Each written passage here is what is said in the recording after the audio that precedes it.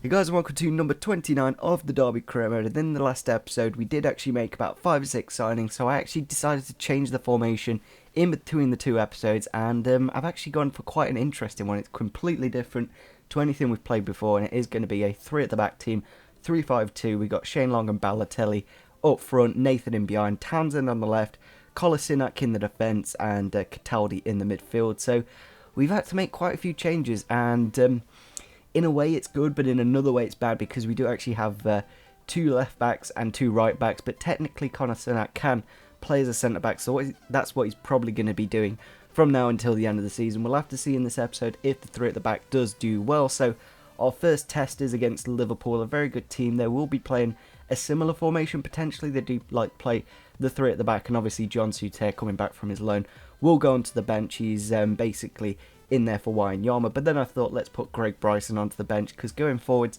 our midfield needs a bit more attack. So here is the Liverpool lineup. They do actually have a 5 at the back team, so they've got Moreno and Klein as fullbacks, and then Colo Torre, Lovren and Skirtle in the defence, and then obviously up front Benteke and Sturridge. So a very good team. Obviously Danny Ings on the bench, a player we were looking at, and in the end we did go for Mario Balotelli, so we'll have to see how he does against his former club. So in the 50th minute of the match here, Daniel Sturridge with a nice fancy pass and an absolute bullet from Roberto Firmino there to put it into the back of the net to make it 1-0 in the game. A good start for Liverpool in the second half. In the rain at Anfield, it's always going to be difficult, especially when they've got 5 at the back, and that's what they essentially did in that second half. They put it on ultra defensive, and that is how the game does end. A 1-0 loss. It's not that bad when you think about it. Like, Liverpool are a very good team, and to only lose 1-0, that's not bad at all, because it is a 3 at the back team, and does show defensively we're doing quite strong. So we did actually sign up our youth left back, so that's another thing we need to consider. But as you can see, Hoban has grown to a 75 rated centre back, so that's a good little landmark for him. He's obviously made himself I think he's the highest rated centre back now, so that's good to see. So we're going to go into the next game against West Brom. We're going to make a few changes. I think we're going to get Sabalos and a few other players into the team, and hopefully Victor Wanyama's injury is just about to come back, so he should be able to get back into the team in the next couple of days. So here is the West Brom lineup for today's game. They've obviously got Jacob Butterfield in the midfield, the former Derby County player, Sessegnon and McLean out wide, and he should be up front, so it's quite a good, powerful team, and be quite good in the counter-attack as well. And with that holding midfielder, it will be quite interesting to see how they do against the 3-5-2. So into the 5th minute of the match here, Shane Long against his former club goes on the attack, cuts past the defender, goes between the two of them, and then smashes it into the back of the net to get his first goal for the club. A really nice way to kick it off against his former club, and I'm not too sure if he would actually celebrate in real life against his former club, but he did there. Then into the 35th minute of the match here, Mario Balotelli, really nice cut inside, and then a blast across the keeper to make it 2-0 in the 35th minute of the match. A really nice through ball as well from Sabalos to get him through in the 35th minute just before half time.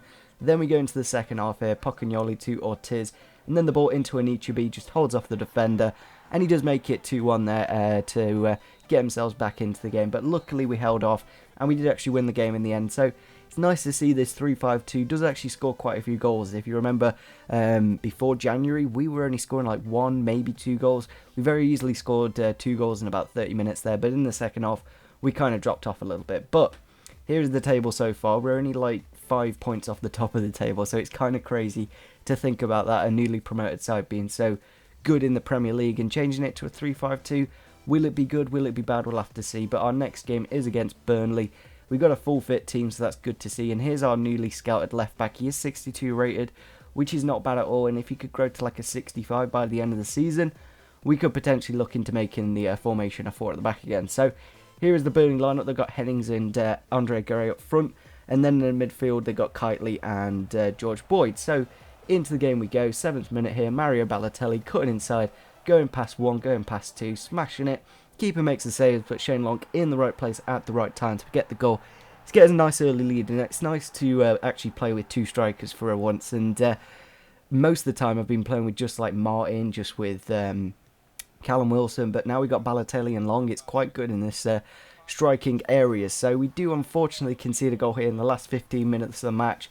A beautiful strike. I'm not too sure who it was, but Burnley seem to be one of those teams like Watford I can't really beat. Like, I can beat big teams like Arsenal and Liverpool and stuff like that, but Burnley and Watford, they're really difficult to win against. But our next game is against Manchester City at the Etihad. It's going to be one of the toughest games of the season so far, and if we are going to get into the top 4, we're going to have to beat them. So seeing if this 3-5-2 does work against them will be very vital. We are going to put Wanyama into the holding midfielder position. Hopefully, defensively, we'll be a bit stronger this game and not concede late on. And Wanyama, I can't wait to see if he does perform very well in this team or not. We're going to put Hoban into the defence as well, as he is 75 rated now, and Shackle on the right-hand side.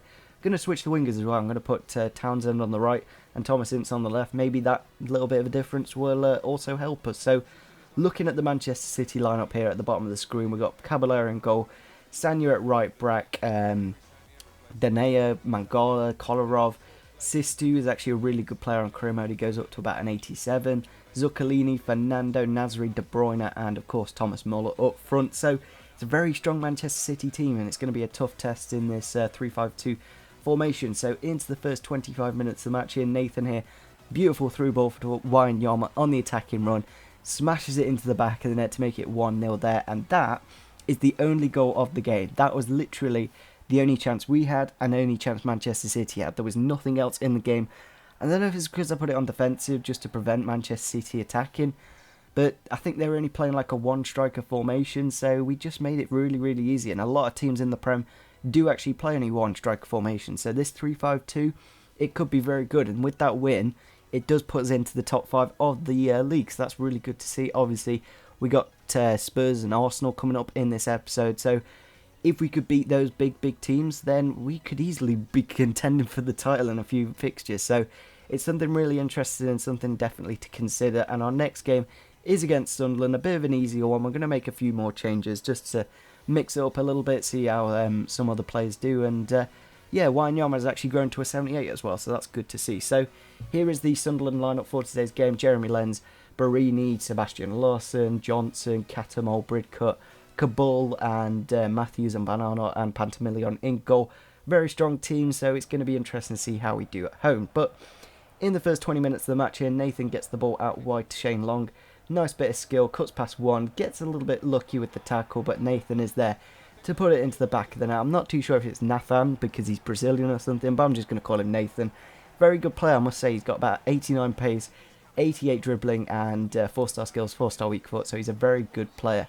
We do actually win a penalty here. Obviously, Shane Long getting fouled from the shot, and I think that's Van Aanholt. And one thing about Balotelli, he's got about 92 penalties, so it's going to be quite obvious he does put it away there. He is going to score a lot of penalties for us, and that's one factor Balotelli is definitely going to bring us.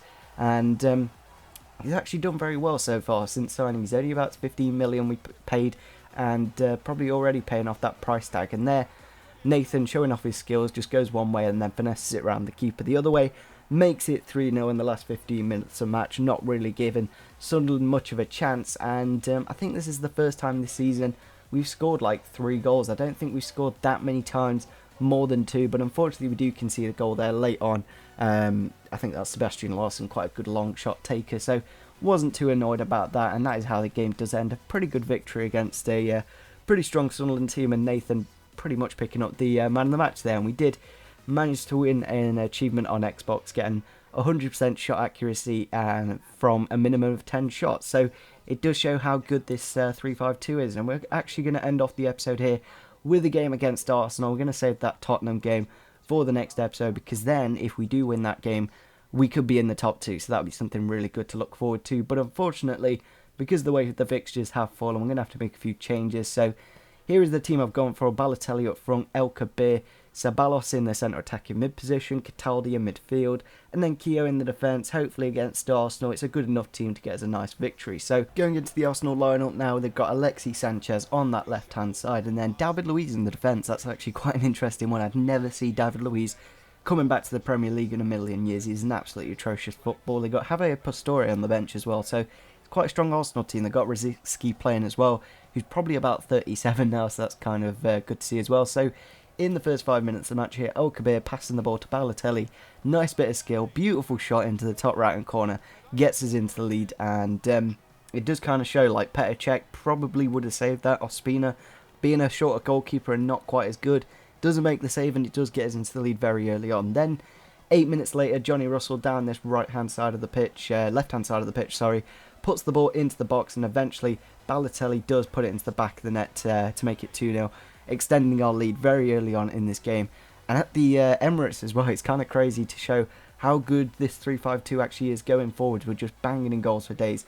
And here in the 45th minute, Ceballos winning the ball off David Luiz, who just took way too long on the ball, eventually cuts past the defender and does finesse it into the back of the net to make it 3-0 just before half time. Kind of atrocious defending from Arsenal, but what do you expect when you got David Luiz in defence? It's not ever going to be too good to look at. And we do go into the second half, making a few changes here. We've got a really good bench as well. You look at it, it's got 77s, 76s and stuff like that. So it does show during that January window, we really improved the team quite nicely. And we're actually going to put Hahn in goal because we're 3-0 up. Are Arsenal going to score 4 goals? Not really. So we made those changes. And then the 61st minute of the match here, Johnny Russell, beautiful ball out wide to El Kabir, controls it with absolute perfection. Nice bit of skill inside. Then goes past the one, then goes past David Luiz, puts it into the back net as well. Makes it 4-0 against Arsenal. This is one of the best results I've probably ever got on career mode. Such a big team like Arsenal, like they weren't exactly playing like a youth team. They were really high rated players. Maybe they could have improved it a little bit more with Pastore and Cech playing, but generally it's a first team Arsenal team. So going into the last few minutes here, beautiful ball through here for El Kabir to finish off the game with the 5th goal of the match to make it 5-0 against Arsenal. And with that kind of victory, we are going to be put into the top 4 of the table, so that's really good to see. And in the next episode, we got Tottenham, so if we could beat those as well, we could even be potentially a title contender by the end of the season. So it's really interesting this season. It's whether we do continue this career mode after this season. It's something I need to consider definitely. So I'm going to leave a straw poll in the description now on whether we should do a 3rd season with this team or maybe do a new career mode with another team. That's something we have to consider. I'm really enjoying the Derby career mode at the moment. We've got something really interesting going on. Next season, obviously, we're probably going to have European football. Are we going to have Champions League or Europa League? We'll have to see. But, yeah, changing to this 3-5-2, it's definitely been beneficial for a lot of things. So I'm probably going to end off the episode here.